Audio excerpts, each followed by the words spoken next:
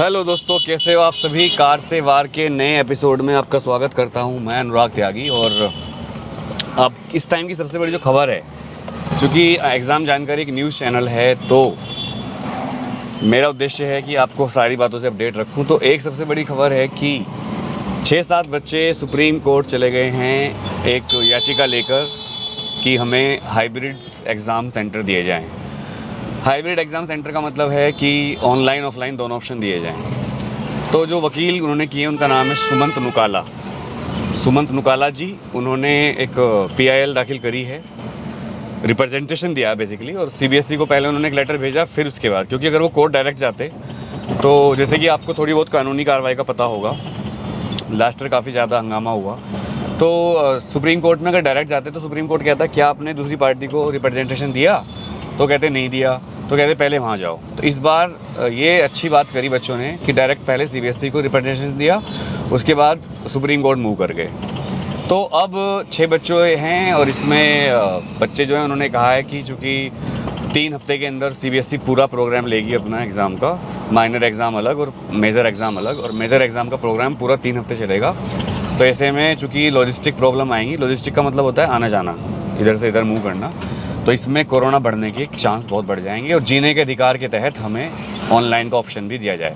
और इसमें not only CBSE ICSE के बच्चे मूव कर गए हैं। तो भाई अब ICSE के बच्चों को तो पहले ऑप्शन मिला था और फिर बाद में उसको रिमूव कर लिया गया है। अभी फ़िलहाल मैं आपको बता दूं, जो CBSE ने इस साल प्रोग्राम बनाया अपना एग्ज़ाम लेने का, वो पहले से ही सुप्रीम कोर्ट उस पर मोहर लगा चुका है। और CBSE ने अपना 2 फेज़ में प्रोग्राम लॉन्च किया था, जो कि बहुत ज़बरदस्त लगा मुझे, तो क्रांतिकारी लगा कि आधे सिलेबस को फर्स्ट टर्म में और आधे सिलेबस को सेकंड टर्म में। फर्स्ट टर्म में ओनली MCQ पेपर आएंगे और असर्शन रीजन भी आएगा, केस बेस्ड भी आएंगे, लेकिन जो सेकंड टर्म होगा वो मिक्स्ड होगा, मतलब उसमें MCQ भी आएंगे थोड़े से और थोड़े से सब्जेक्टिव क्वेश्चन आएंगे आधे या फिर जो भी उनका हो। लेकिन यहाँ पर अब 2 बातें होती हैं, दोनों बातों को डिस्कस करते हैं। मेरे हिसाब से बच्चों ने मुझे मैसेज किए, सर सपोर्ट करो, तो आपको पता है मैं हमेशा बच्चों के साथ रहता हूँ, लेकिन मुझे यहाँ पर एक थोड़ा सा रिस्क लग रहा है, जो मैं शुरू से कहता जा रहा हूँ आपको। अगर बच्चों, पहली बात तो इस बात के चांस बहुत कम है कि सुप्रीम कोर्ट इसको मानेगा बात को, क्योंकि सुप्रीम कोर्ट में CBSE ये दलील देगी कि हम नहीं ले सकते ऑनलाइन एग्ज़ाम, हमारे पास सिस्टम नहीं है उस चीज़ का, तो एग्ज़ाम कैंसिलेशन का तो होगा नहीं कुछ भी। तो फिर CBSE अपना ब्रह्मास्त्र चलाएगी। इस केस में आपका ही नुकसान होने वाला है बच्चों। आपको शायद अंदाज़ा नहीं है इस बात का कि अगर ये एग्ज़ाम ऑनलाइन हुए भी तो फिर क्या होगा पता है आपको। CBSE पहले ही कह चुकी है, तो CBSE इनका वेटेज बहुत कम कर देगी। मेरे ख्याल से CBSE इनका वेटेज अभी जो 50% का है वो कम से कम 20 या 15% भी कर सकती है। और फिर सेकंड टर्म आपका भारी पड़ेगा आपको, जैसे हर साल होता था कि सेकंड टर्म में पूरा सिलेबस आता था और प्री बोर्ड होते थे, प्री बोर्ड के मार्क्स नहीं जुड़ते थे। इस बार क्या फ़ायदा था कि फर्स्ट टर्म में आधा सिलेबस हो गया, आधे चैप्टर सेकंड टर्म में लोड आपका डिफ्यूज़ हो गया, तो जो बच्चों के ऊपर लोड रहता है कि पूरा सिलेबस लास्ट तक करना, वो ख़त्म है इस बार।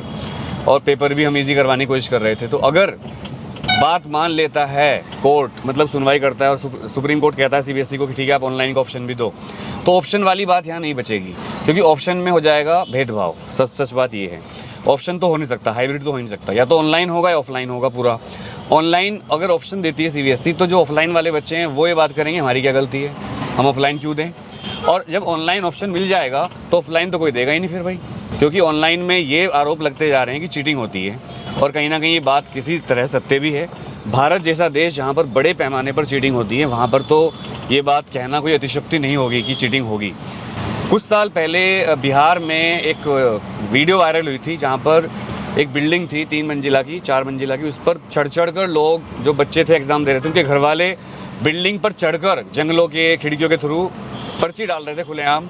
और जब मीडिया वहाँ गई तो मीडिया पे हमला किया गया था और काफ़ी ज़्यादा ही वायरल हुआ था मामला। उसके बाद फिर बिहार की एक टॉपर थी रूबिका राय, वो पकड़ी गई थी।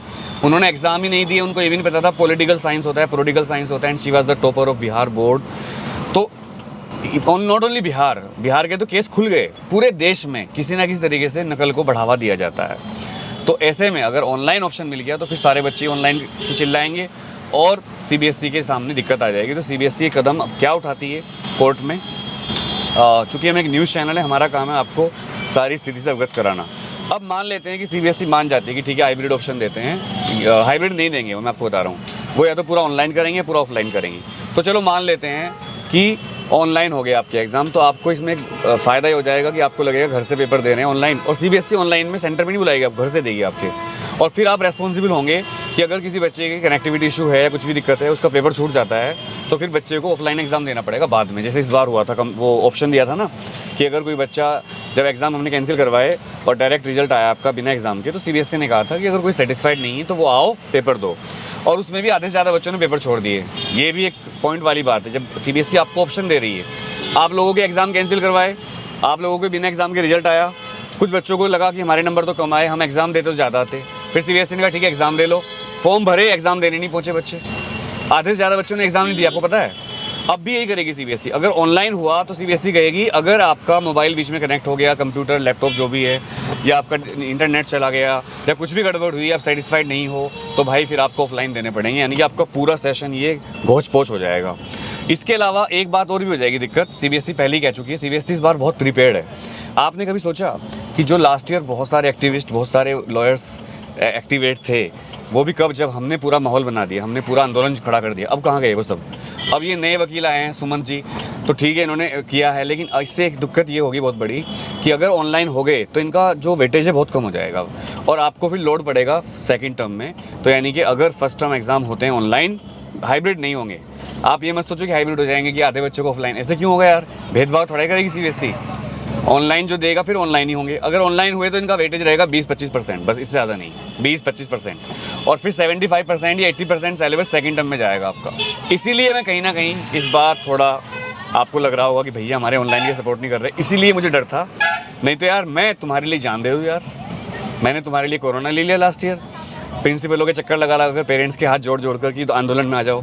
सीबीएसई ने एक बहुत खतरनाक चाल चल दी इस बार कि चाहता तो मैं भी ऑनलाइन हूँ, सच बता रहा हूँ मैं चाहता हूँ ऑनलाइन हो जाएं, लेकिन सीबीएसई ने चाल चल दी कि अगर ऑनलाइन एग्ज़ाम हुए, ये देखो बच्चे सारे स्कूल जा रहे हैं, बच्चे देखो आप मेरे साइड में, सारी ये बच्चियाँ हैं स्कूल से आ रही हैं ऑफलाइन, तो सीबीएसई ने पहले कह दिया कि अगर ऑनलाइन हुए तो वेटेज कम कर देंगे। तो भाई अब आपको फैसला करना है कि क्या सही है क्या गलत है। तो अब देखते हैं, सुप्रीम कोर्ट में मामला जा चुका है, अब तो बात ट्विटर से आगे चली गई है, अब तो जो करना है माननीय सुप्रीम कोर्ट को करना है।